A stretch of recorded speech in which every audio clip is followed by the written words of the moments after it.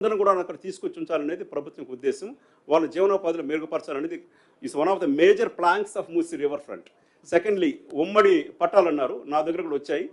పట్టా ఉంటే మాత్రం రెవెన్యూ వాళ్ళు సేకరిస్తున్నారు. పట్టా ఉంటే దానికి సంబంధించినటువంటి పరిహారం చెల్లించడం జరుగుతుంది. పరిహారం చెల్లించకుండా బయట పంపం. ఉమ్మడి కుటుంబాలకు సంబంధించి అది కూడా సర్వే జరుగుతూ ఉంది. ముందు మేము ఏమనుకున్నామంటే లెటర్స్ గివ్ వన్ హౌస్ అనుకున్నాము. అందుకనే నాకు దాదాపు 8,200 ఇండ్లు వస్తే నేను 15,000 ఇళ్ళు శాంక్షన్ చేయించాను. సీఎం గారు శాంక్షన్ చేశారు. దాని మీద కూడా తప్పనిసరిగా నిర్ణయం తీసుకోవడం జరుగుతుంది. ప్రభుత్వం దగ్గర వేరే పథకాలు కూడా ఉన్నాయి. 5,50,000తో పిఎంఏ మన ఇందిరమ్మ కుటుంబాలు ఇందిరమ్మ ఇండ్లు ఇచ్చిన పథకం కూడా ఒకటి ఉంది. వీటన్నిటి ద్వారా పరిశీలించడం జరుగుతుంది. సార్, మూసీలో దాదాపు 1000 ఆక్రమణలు ఉన్నాయి.